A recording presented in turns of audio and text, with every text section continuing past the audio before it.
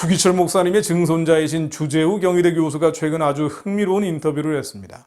신학은 아니고요. 중국 정치를 전공하신 분인데요. 한국 엘리트들이 중국의 접대와 특혜 공세에 농락당하고 있다는 요지입니다. 쉽게 말해 중국 공산당의 조직적 공작에 한국 지식인 집단이 넘어가고 있다는 것입니다. 대충 그럴 거라고 느끼고는 있었지만 전문가의 말이라 더 힘이 실리는 것 같습니다. 주 교수는 11일 조선일보와의 인터뷰에서 한국 영화와 TV 드라마는 중국 자본의 투자 참여가 없으면 제작 자체가 불가능한 상태라면서 서울 동대문 시장의 포장 배달과 사채 시장까지 중국 자본이 사실상 장악하고 있다고 말했습니다. 또 국내 중국인들은 조선족이 많은데 중국 공산당 차원에서 조직적 개입도 충분히 가능하다고 말합니다. 이 말은 경제 영역뿐 아니라 선거, 투표, 여론조사 등 정치 영역도 마찬가지라는 상식적 결론과 이어질 것 같습니다.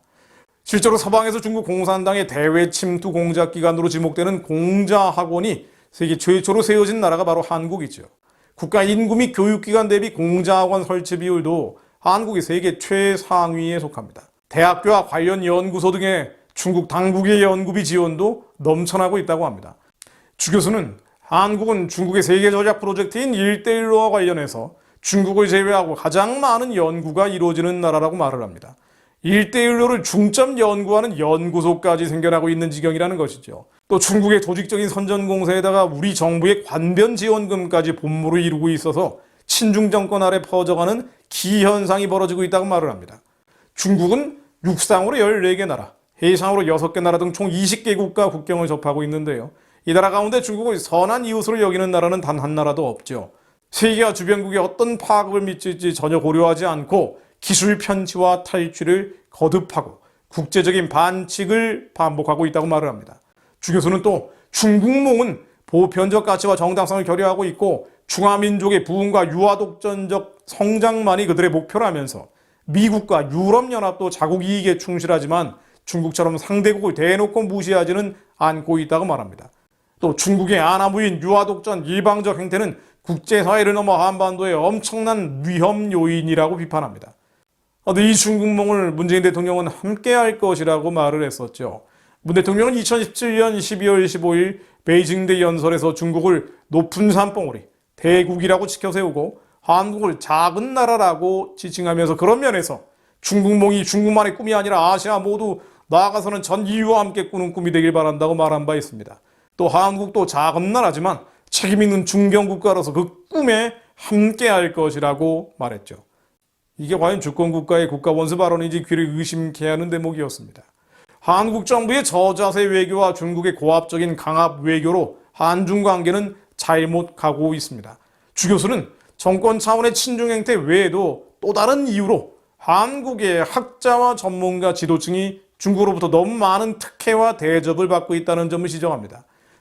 중국 공산당과 정부 부처로부터 중국 공산당의 샤프 파워 공세에 한국 엘리트들이 농락당하고 있다는 것입니다.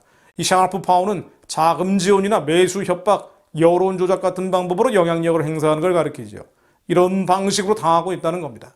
그는 중국이 한반도에서 패권적 공세를 펴는데 우리 지도층은 중국의 심기를 과도할 정도로 의식하면서 자극하지 않으려고 패배주의적인 자기 검열을 되풀이하고 있다고 말합니다. 또 세 가지 강박관념에 빠져 있다고 지적을 하는데요. 주 교수가 지적한 세 가지 강박관념은 첫 번째, 한반도 통일에 중국이 결정적 역할을 한다는 것이고요. 두 번째는 중국이 북한 비핵화에 열쇠를 쥐고 있다는 것이고요. 세 번째는 중국 시장은 절대 잃어서는 안 되는 매우 중요한 곳이라는 이런 강박관념입니다. 아마도 올바른 신앙을 가진 분들이라면 다 통찰하고 있는 것이겠지만 주 교수 역시 이 세 가지 모두 환상이자 착각이라고 지적을 합니다. 실제로 중국이 지지하는 것은 1992년 한중수교 후에도 북한식 한반도 통일이 있죠. 북한 비핵화 역시 중국은 관심 없습니다. 말 잃은 척을 하고 있을 뿐입니다. 주 교수는 특히 우리나라의 2019년도 대중무역 흑자는 전년 대비 반 토막이 났다면서 코로나 발생 전에 발생한 이런 모습은 정권 차원의 저자세 대중외교가 한국 경제에 도움이 안 된다는 방증이라고 말을 합니다. 맞는 말입니다. 경제는 경제죠. 전쟁이 나지 않는 한 정치 논리가 경제에 미치는 영향이 크지 않다는 것입니다. 주 교수는 과거 보수 정권과 현 정권의 대중 외교를 비교하기도 했는데요. 그는 이명박, 박근혜 등 우파 정권은 한국이 친미 국가라는 이미지 때문에 중국 정권의 대접을 받았고 오히려 중국의 러브콜을 많이 받았다고 말합니다. 그러나 문재인 정권에 대해서는 한중 수교 후에 중국 공산당 정권에 대해 이처럼 맹목적으로 알아서 기는 한국 정권은 처음이라고 지적을 합니다. 주 교수는 또 중국 방문 시에 혼밥과 수행기자 폭행 같은 수많은 외교적 결례에 제대로 항의조차 못했던 사실을 지적합니다. 그리고 현 정권 지지자들은 문재인 대통령의 혼밥 방중과 관련해서 내용만 있으면 되지 형식은 중요하지 않다고 강변하지만 중국 공산당보다 의전을 더 중시하는 정권은 세계에 없다고 말을 합니다. 중국에서 형식상 경멸하는 것은 실제로도 멸시하는 것이라고 말합니다. 즉 중국 공산당에서 멸시를 당하는 정권의 행태를 비판한 것입니다. 주 교수는 미중 전략 경쟁 시대는 한국의 전략적 가치를 높일 후기, 기회라고 말을 합니다. 위기가 아니라 기회라는 것인데요. 이해로 중국이 제1도련선, 오키나와, 타이완, 필리핀, 보르네오 섬을 잇는 중국의 해상 방어선을 말하는데요.